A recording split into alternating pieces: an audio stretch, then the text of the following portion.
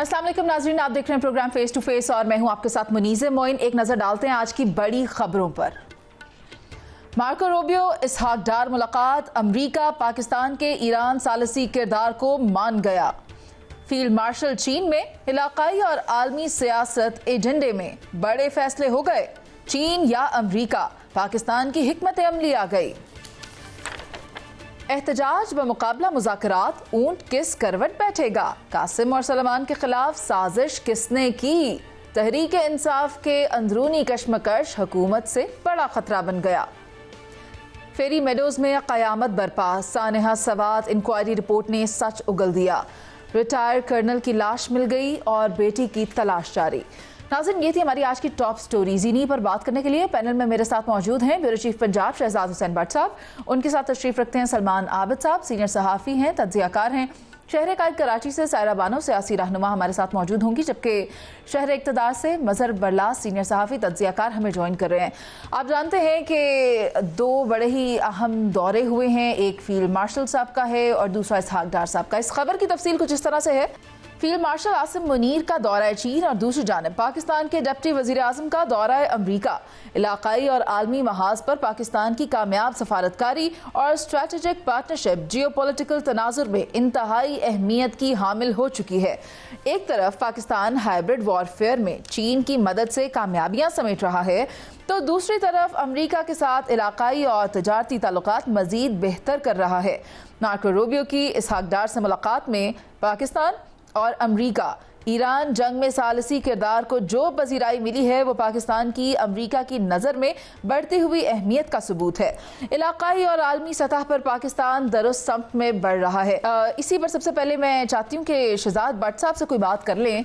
भट्ट साहब, आप मुझे बताएं कि आप इस दौरे को कैसे देखते हैं। फील्ड मार्शल साहब का दौरा है और फिर चीन के हवाले से भी आपको क्या लग रहा है, क्या आपके पास खबरें हैं इसकी? शुक्रिया मुनीज़े। देखिए, सबसे पहले तो आप गौर करें कि पहले फील्ड मार्शल साहब का अमेरिका का दौरा और अब चाइना का दौरा, ये इस दौरे से भारत की दुम पर एक तो पाँव आ गया, बहुत सख्त किस्म का, हैवी किस्म का पाँव आ गया। अब इस दौरे में हुआ क्या है? दौरे में फील्ड मार्शल साहब ने नायब के साथ मुलाकात, वज़ीर ख़ारजा के साथ मुलाकात की, उनके आर्मी चीफ के साथ मुलाकात, बड़ी बड़ी सरकारी मुलाकातें हो गई।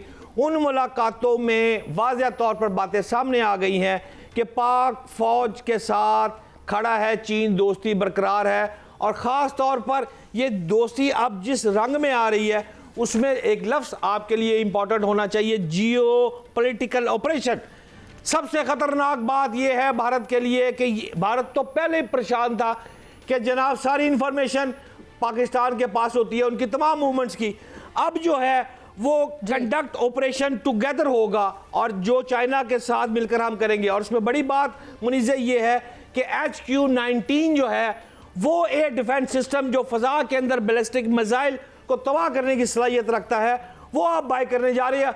हाउएवर आपके पास HQ-9 पहले से है जो ऑलरेडी भारत का ड्रोन आपने गिराया था, लेकिन HQ-9 के साथ HQ-19 पर जब आप जा रहे हैं तो आपकी ताकत में बहुत इजाफा हो रहा है। और आखिरी दो लाइनें हैं कि एंटी ड्रोन गन जिसमें रडार सिस्टम है, ये पूरा सिस्टम ड्रोन को मार गिराने की जो ताकत है, ये चाइना के साथ सारी डीले हो गई है। कहना ये चाह रहा मुनीज़े कि इस वक्त पाक चाइना तल्लुकात ऐसे हो गए हैं और ये तल्लुकात आइंदा साबित करेंगे कि खित्ते में जिस तरह पाकिस्तान ऊपर जा रहा है और ये एक चौधरी बनकर इंशाअल्लाह ताला पाकिस्तान सामने आएगा। जी मुनीज़े।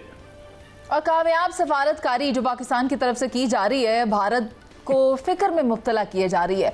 और दूसरी तरफ जो इसहाक डार साहब की मार्को रूबियो से मुलाकात हुई, उस मुलाकात के अंदर क्या हुआ, किन मामलात पर बातचीत हुई, उससे हासिल क्या होगा, ये भी जान लेते हैं सलमान आबिद साहब से। देखें, बहुत अच्छी बात है कि अमरीकी वज़ीर ख़ारजा ने बड़े वाज़ेह तौर पे कहा है कि वो पाकिस्तान के साथ वसी तर और लॉन्ग टर्म रिलेशनशिप चाहता है। एक बात, पाकिस्तान की दहशतगर्दी के हवाले से जो एफ़र्ट्स हैं उसको उसने सराहा है, और साथ साथ ये भी कहा है कि पाकिस्तान का जो इस वक्त एक रोल है वो बहुत इम्पॉर्टेंट है, जिसमें अमरीका उनके साथ मिलकर काम करना चाहता है।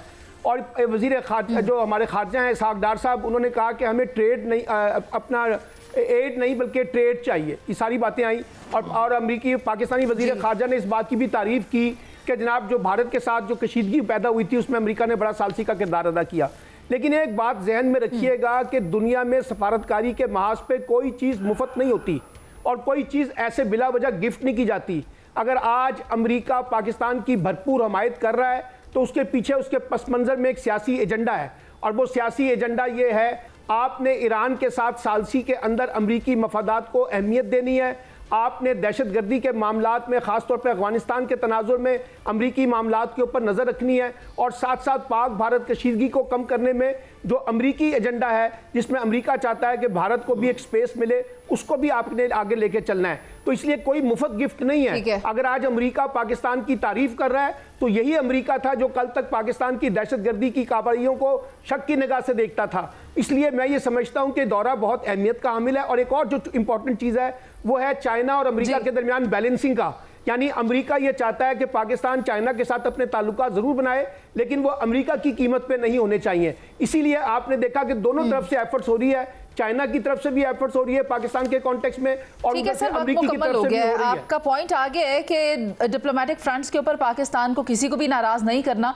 और एहसन तरीके से तमाम ममालिक के साथ अपने राब्ते बिलखुसूस अमेरिका और चीन को साथ लेकर चलना होगा। अच्छा, एक मुलाकात और हुई है और वो है डॉक्टर आफिया सिद्दीकी की बहन की मुलाकात जो वजीर आजम पाकिस्तान से हुई है। मज़हर बरलास साहब, आप मुझे बताएं इस मुलाकात का लुब्बे लुबाब क्या है?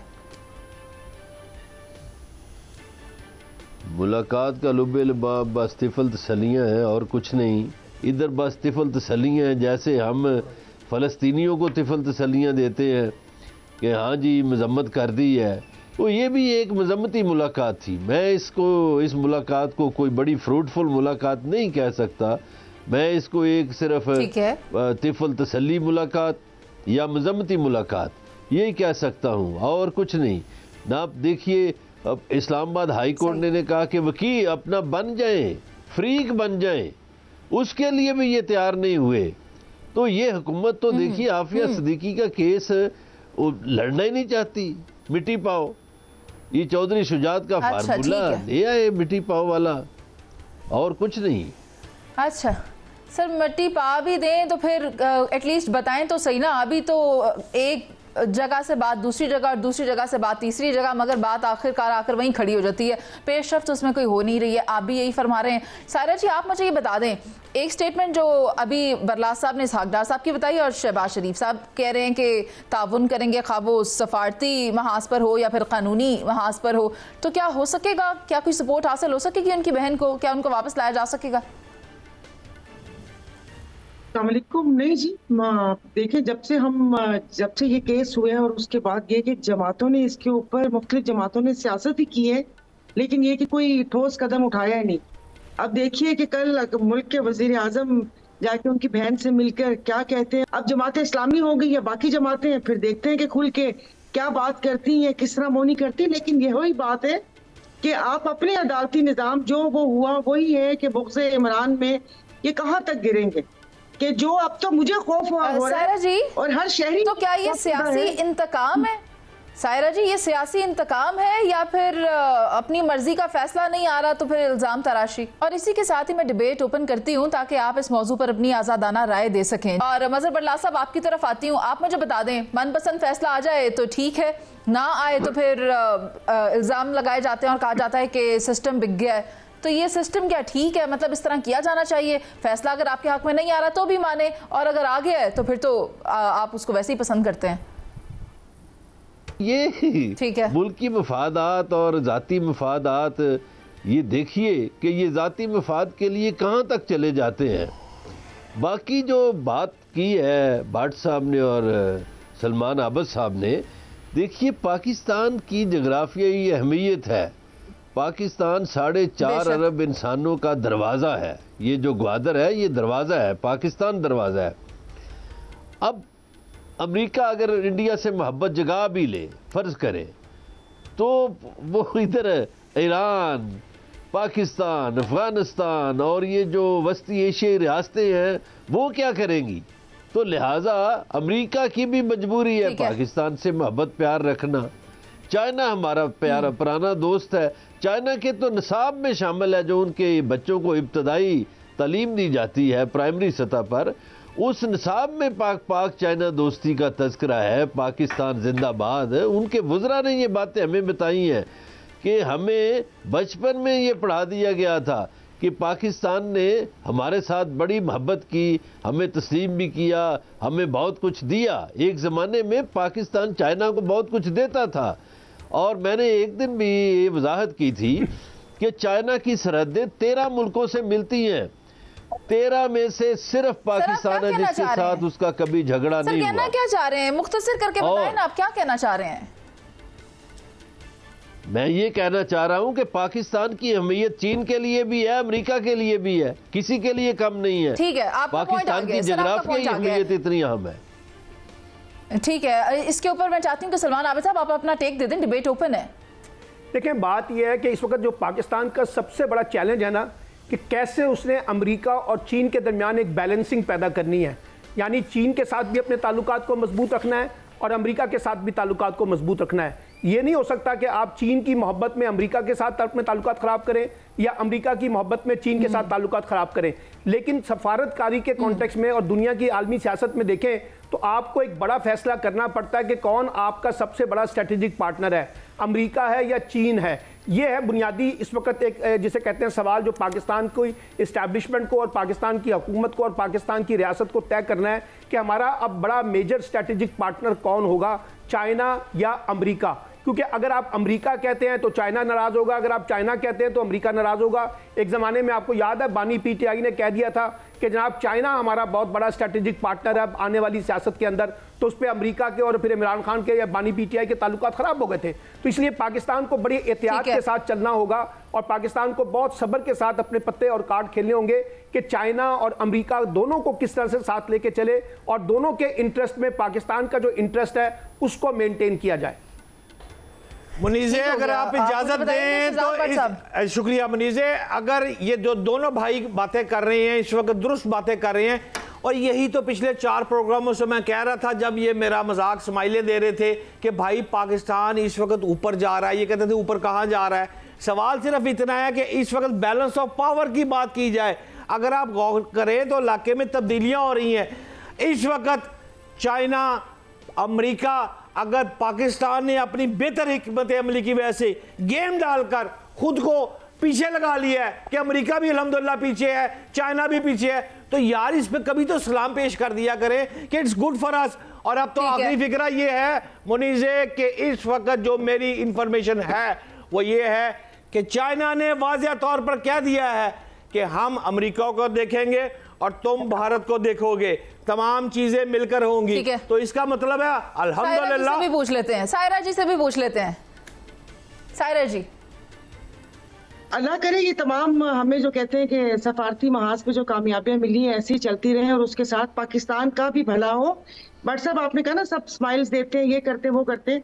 अब मैं टीवी पे बैठ के भाषण दूं, बड़े अच्छे अच्छे, बाहर जाऊं, सब वो करूं, मेरे अपने घर का हाल बुरा हो, घर में लड़ाई झगड़े हो, गंद कचरा फैला हुआ हो, तो एक नजर इन तमाम सफारती महाज तो करें, लेकिन जिन चेहरों को बिठाया हुआ हुकूमत पे वो थोड़ा अवाम पर भी रहम कर लें, वो आवाम पर भी रहम कर ले। आवाम को चूने पे चूना लगाए जा रहे हैं। ठीक है सायरा जी, आपका पॉइंट आ गया। मैं इस वक्त एक आलमी मंजरनामे को देख रही हूँ और आप सबकी बातें सुनने के बाद जो नजर आ रहा है वो यही है कि वो वक्त था कि जब ये दुनिया यूनिपोलर थी, मगर अब जो वक्त है उसमें पाकिस्तान इस दुनिया का मुस्तकबिल है। Pakistan is the game changer. और एफ्रो यूरेशिया टर्म तो आपने सुनी ही होगी, और ये टर्म ये बताती है कि 56.9% of the population of the world Pakistan इसको रूट फराहम करेगा, पाकिस्तान इसको कनेक्ट करेगा ट्रेड के जरिए। तो इसी चीज को देखते हुए ये बात उन ताकतों को हजम नहीं हो रही और वो पाकिस्तान का अमन तबाह करना चाहते हैं। लेकिन हमारी हुकूमत पाकिस्तान की तरफ से डिप्लोमेटिक फ्रंट्स पर जिस तरह से सफारतकारी की जा रही है ये बेहतरीन है, और अगर इसी तरह चलता रहा तो पाकिस्तान इंशाल्लाह बहुत आगे जाएगा। अभी हम एक ब्रेक पर चलते हैं और ब्रेक के बाद वापस आएंगे और बात करेंगे। एक जानिब एहतजाजी तहरीक का ऐलान किया जा रहा है तो दूसरी तरफ कोशिशें की जा रही हैं, मुज़ाकरात किए जा रहे हैं। अभी एक ब्रेक पर चलते हैं, वापस आएंगे, इस पर बात करेंगे। आप साथ रहिए।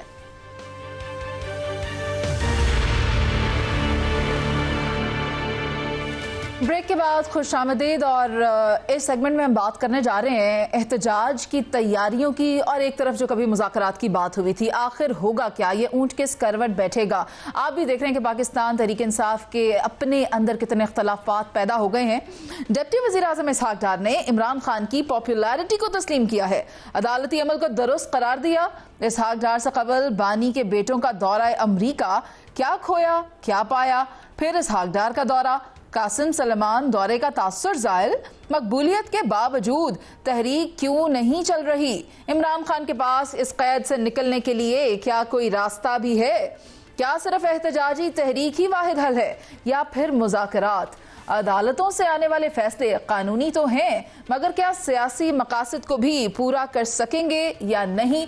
इसी पर बात करते हैं। बरलास साहब हमारे साथ मौजूद हैं। बरलास साहब बताएं, बहुत बातें हुई कि एहतजाजी तहरीक चलाएंगे, 90 दिन की चलाएंगे, 90 दिन से फिर बात सामने आ गई 5 तारीख को अपनी पीक पर होगी, मगर हो क्या रहा है? मुझे तो कुछ दिखाई नहीं दे रहा, शहर इक़्तिदार में भी कुछ दिखाई नहीं दे रहा, कहीं पर जोश और जज्बा भी नहीं नजर आ रहा। हो क्या रहा है? अच्छा, पहली बात तो ये है कि जो बानी चेयरमैन का मौक़िफ़ है वो तो ये नहीं है कि रिहाई के लिए तहरीक चलाएं, वो तो कहते हैं तहरीक चलाएं रूल ऑफ लॉ के लिए। अब ये पीटीआई के जो मुख्तलिफ लोग हैं वो मीडिया में बयान कर देते हैं कि ये रिहाई के लिए तहरीक चलाए, फलाना करें, ढिमकाना करें। सर आप अब अगर आप कहना चाहते हैं कि कहाँ चिट्टा है तो फिर आप कह दें, वरना एजेंडास तो हम सबको याद है जिनमें टॉप प्रायोरिटी, टॉप एजेंडा एक ही था कि बानी की रिहाई।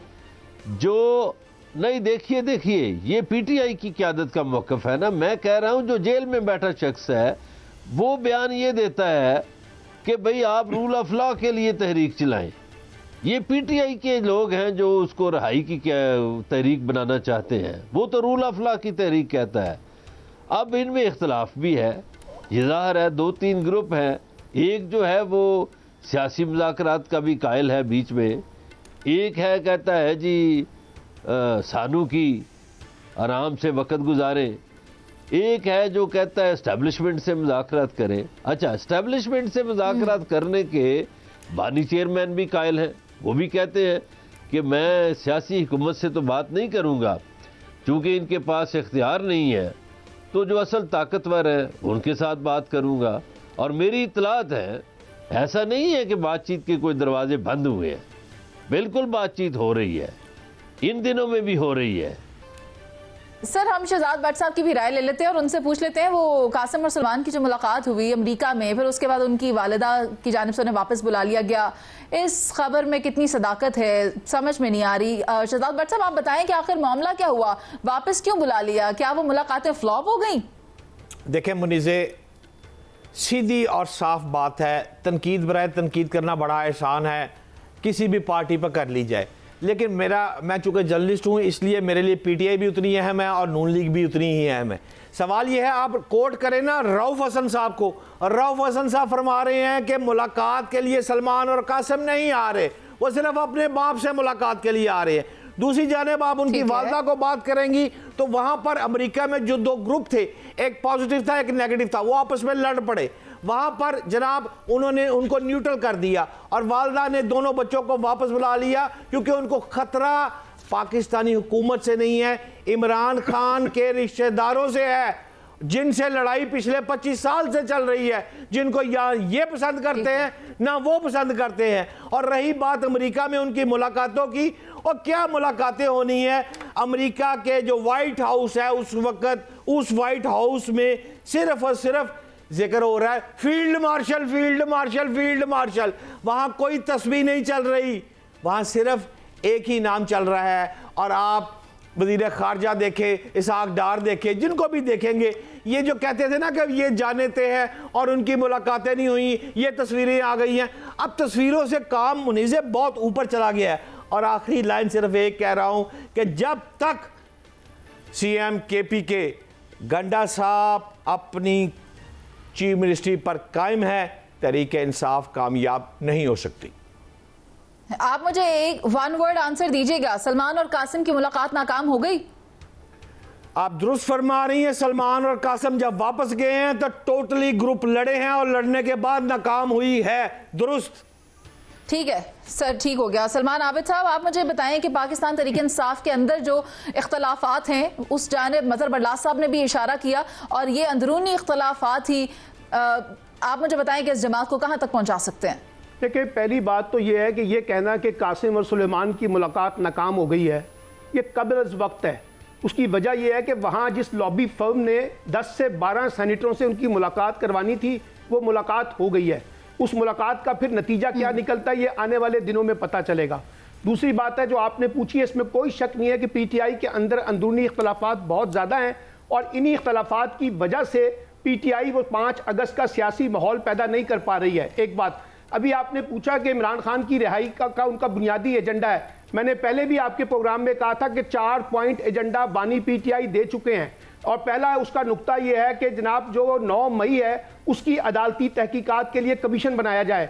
दूसरा नुक्ता यह है कि 8 फरवरी के इंतखाबात का ऑडिट करवाया जाए या नए इंतखाबात की तरफ जाया जाए। और तीसरा उसका नुक्ता यह था कि जनाब 26वीं तरमीम को वापस लिया जाए। और चौथा नुक्ता यह था कि बानी PTI समेत जिन लोगों के खिलाफ मुकदमात हैं उनका ख़त्म किया जाए।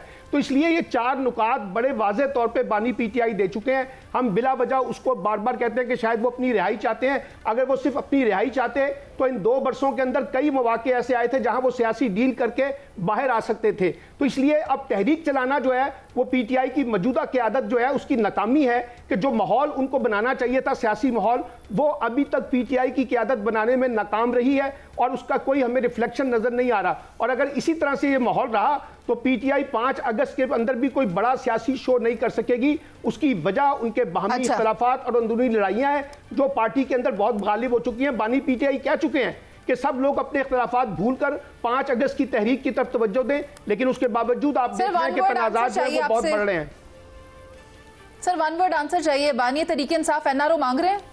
अगर बानी PTI NRO मांग रहे होते तो ये हुकूमत सबसे ज्यादा आगे बढ़ के NRO देने के लिए तैयार होती। ठीक है, सायरा बानो साहिबा, आप बताएं, एक तरफ रात गए अदालतें भी देखने में आ रही हैं, फिर केसेस हैं, नाअहली हैं, चल क्या रहा है? क्या चल रहा है आपके सामने ही है, पूरा सिस्टम ही उल्टा चल रहा है। ये 26वीं तरमीम, ये गैर आईनी और आईनी अदालतें और ये सारा कुछ सब कुछ आपके सामने ही तो है।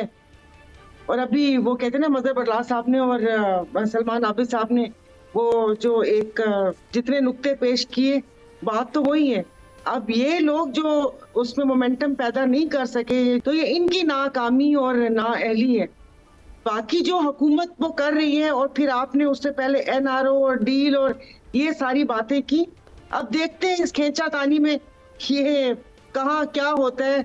माशी इस्तेहकाम भी आता है इसके साथ, या सियासी इस्तेहकाम भी आता है, कुछ भी नहीं आएगा। ये मुल्क किसी तरह पता नहीं एक अजीब सी हम अफरा तफरी का शिकार है, और दूसरा साल खत्म होने वाला है। घसीट घसाट के देखते हैं कि 5 साल पूरे करते हैं कि 4 साल पूरे करते हैं, बाकी यही है सारा कुछ क्या होना है। अच्छा ठीक है सायरा जी, इस सेगमेंट के अख्ताम की जानिब बढ़ते हैं। और जहाँ तक बात हम ये कर रहे हैं कि एजेंडास क्या हैं ईद के, तो बड़े बड़े ट्वीट तो सामने आ जाते हैं। कहीं एक ट्वीट एजेंडे पर भी कर दें कि हमारा एजेंडा गुर्बत ख़त्म करना है, हमारा एजेंडा अवामी फलाह है और इन्फ्लेशन पर काबू पाना है, हम इसलिए चाहते हैं कि अवाम बाहर निकले। लेकिन इस हवाले से मुझे कोई ट्वीट तो नज़र नहीं आ रहा। अल्लाह करे कि आने वाले वक्तों में नज़र आए और पता चले कि अवाम का दर्द बिहाइंड द बार्स भी महसूस किया जाता है। एक ब्रेक पर चलते हैं और वापस आएंगे तो बात करेंगे सानेहा सवात की इंक्वायरी रिपोर्ट की जो मंजर आम पर आ गई है।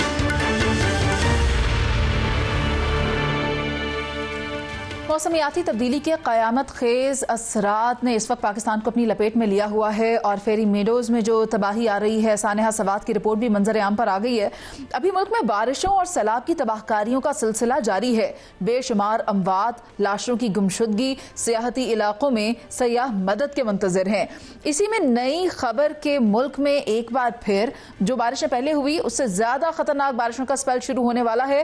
पहले नॉर्दर्न एरियाज में क़यामत बरपा है और अब पंजाब और गलियात में बारिशों से लैंडस्लाइडिंग का खतरा है। सवात इंक्वायरी रिपोर्ट दफा 144 की मुकम्मल पासदारी का ना होना वजह ठहरी।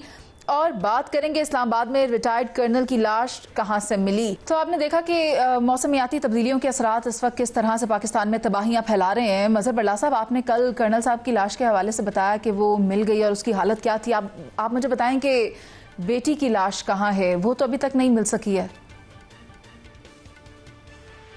देखिए, इसके लिए 5-6 टीमें काम कर रही हैं। उनकी बेटी की लाश तो अभी तक नहीं मिली।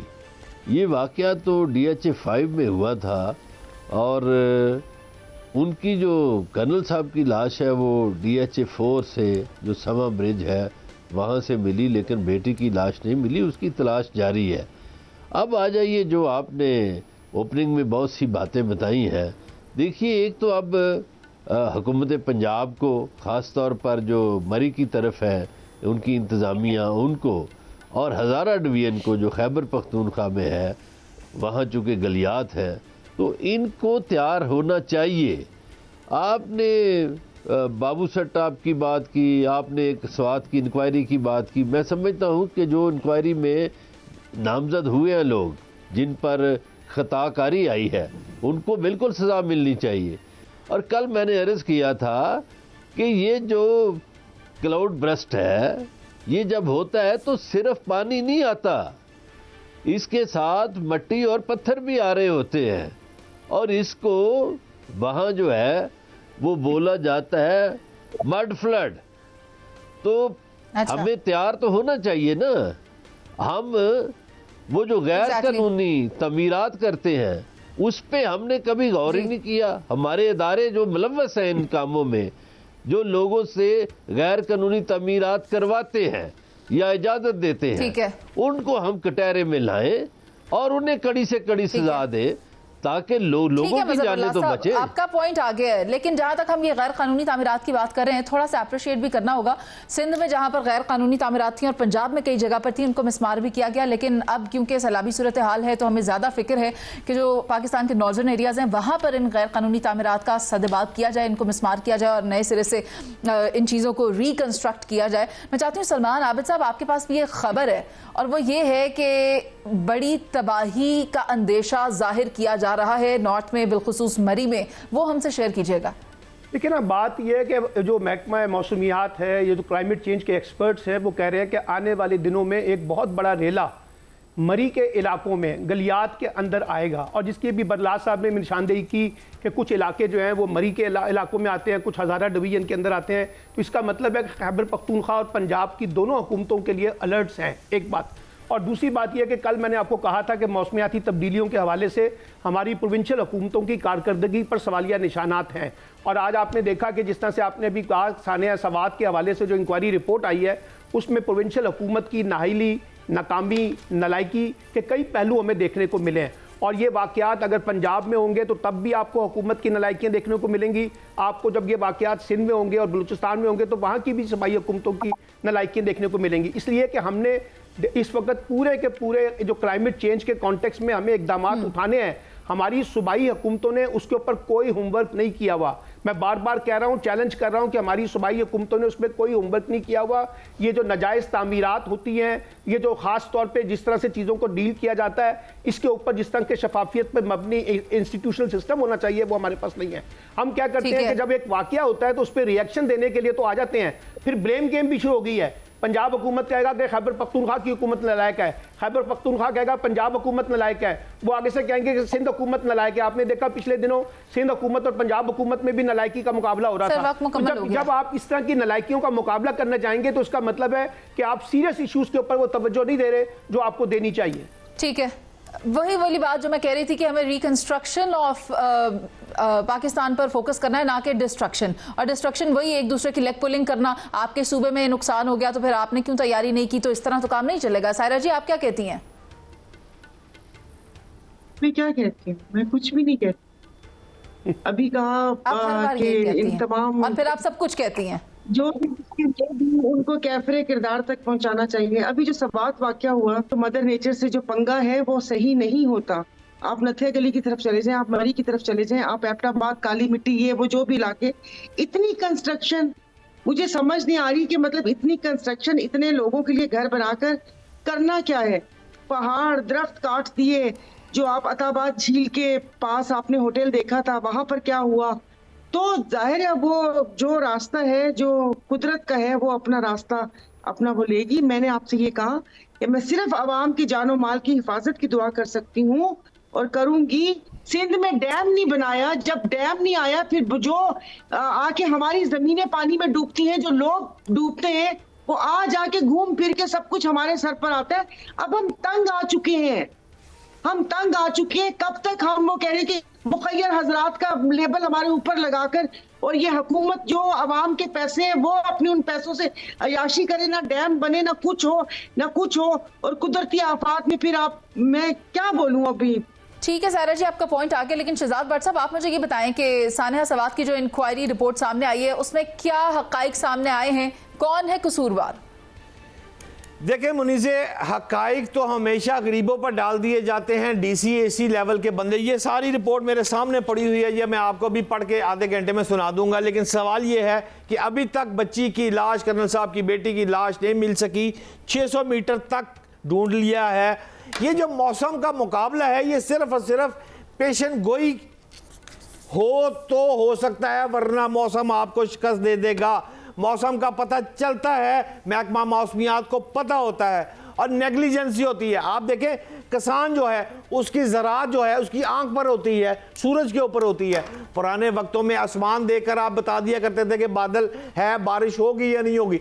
अब इतना ज़माना तरक्की कर गया है, ये सिर्फ रिपोर्ट में XYZ के अलावा कुछ नहीं है। सिर्फ ये है कि जनाब अपनी नेग्लिजेंसी छुपाई जा रही है, ये बिल्कुल दुरुस्त है। और सच्ची बात यह है कि वेदर पॉडकास्ट क्यों नहीं करते ये इदारे जो कि पाकिस्तानी रकम लेकर तनख्वाहें ले रहे हैं। इन सबको पता है, पुलिस मिली हुई है, वेदर कास्ट मिला हुआ है, तमाम अफराद आपस में मिले हुए हैं। लेकिन अब इस वक्त जो मकाम आ गया है वो ये है कि इस वक्त काम शुरू हो गया है, सफाई शुरू हो गई है, लोगों की मस्मार करनी शुरू हो गई हैं। लेकिन शायद अल्लाह करे ये जिस तरह मुस्मार करनी शुरू हुई हैं ये करते रहे तो पुराने रोने शायद हमारे ज़िंदगी के ख़त्म हो जाएंगे। लेकिन मुनीज़े, इस वक्त 28 जुलाई से 31 जुलाई तक जो बड़ा स्पेल आ रहा है उसमें आपके प्रोग्राम के तवस्सुल से मैं तमाम लोगों को कहूँगा, ज़रा खुदा का वास्ता है मरी की जान छोड़ दे, गिलियात की जान छोड़ दे।